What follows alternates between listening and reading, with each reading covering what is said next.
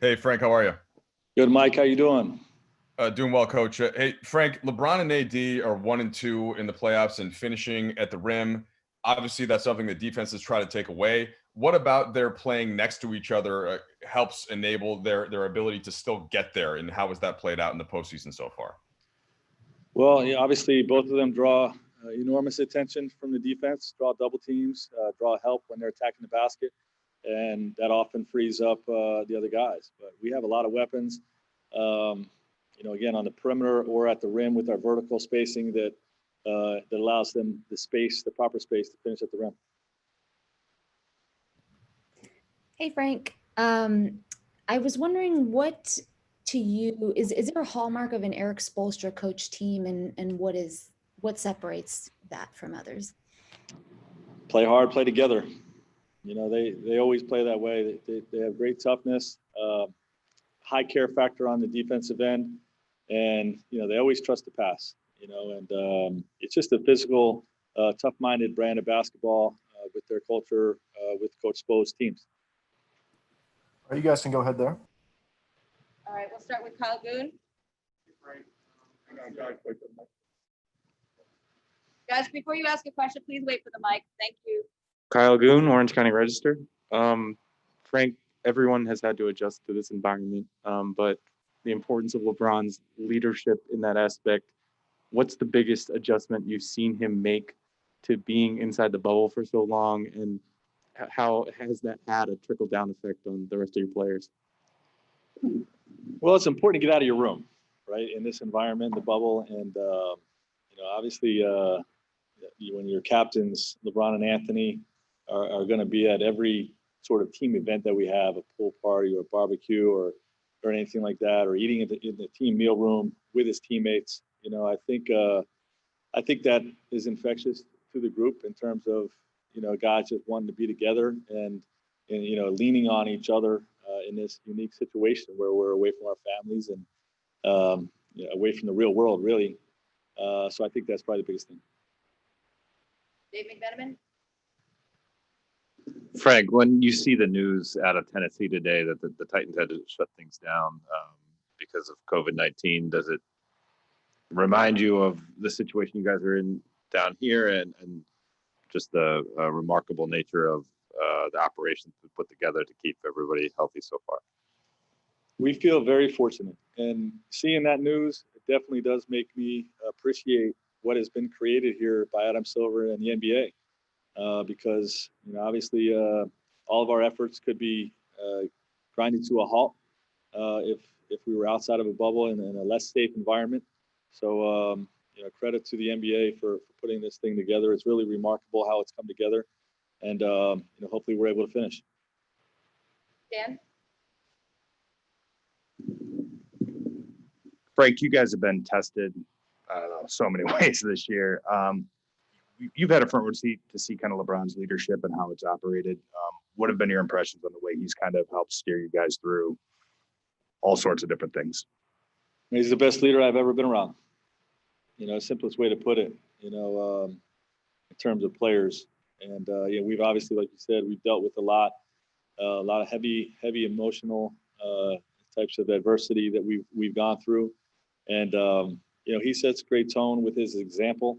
But is also a great leader from a communicative standpoint, talking to guys, talking to the group, about the right mindset to have through certain situations.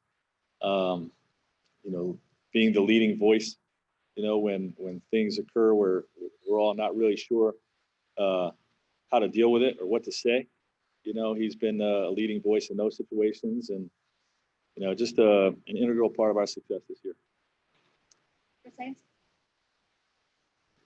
Coach, I got two questions for you real quick. The first one, you mentioned a barbecue earlier. You guys have a barbecue.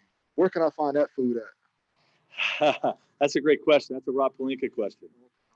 He's the one that sets those up. And it ended up not even being a barbecue because it rained every time we tried to have the barbecue. Okay, that makes sense. So we had to have it inside. Just curious. So the second one is being there's not any home court advantage here.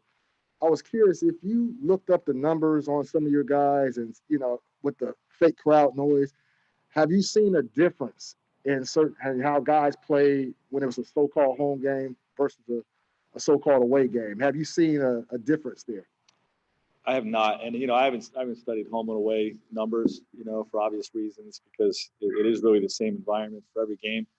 So I haven't noticed a big difference. You sit on the other side of the floor, the colors are different on the screens that are flashing. Your intros are there, but beyond that, once the game starts, there's very little difference between home and away.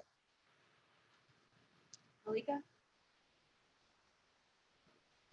Frank, we just heard Jimmy come up and say that he doesn't like to be thought of as the underdogs, but statistically speaking, they very much are. You were also in that situation with the Blazers. Do you see a difference, even though it's the championships and you both made it here, in playing against a team that kind of has nothing to lose because they weren't supposed to be here?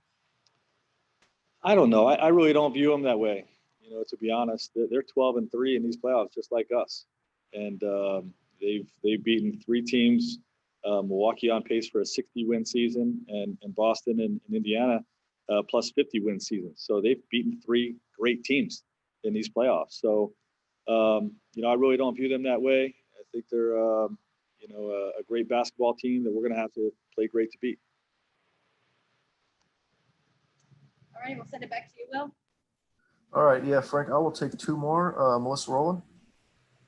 Hey, Frank, obviously there's, normally a much bigger wall up between players and coaches. I'm curious if being in this environment, you've gotten to know the players in a much different way than you typically normally would have. Of course, we've spent a lot of time together, far more, dinners and, just being around each other, seeing each other around the campus than we would normally be in if we were at home. When practice is over, everybody goes home to their families, to their own lives. We've all been still together. So it's been a sort of a hidden benefit, a silver lining to my relationship with our group and our group's relationship with each other. And hopefully it bodes well for us in these finals. All right, yeah, last one from me. Jose, please. Yeah, Coach. Thank you. I wanted to ask you a little bit about Rondo and the matchups that he's going to be facing against Miami. Maybe Goran Dragic, very experienced player. Maybe Duncan Robinson at times, and Tyler Hero, of course. What do you expect from Rondo in the series? Thanks. He's going to be Rondo. He really impacts the game on both sides of the ball, both with his ability to orchestrate the offense, put guys in positions to score and then deliver the ball. But also he just makes winning plays. Defensively, he's got great lateral speed and athleticism defensively. Obviously, he's been an all defensive player throughout his career, and we'll do whatever's necessary to get the job done on that end of the floor as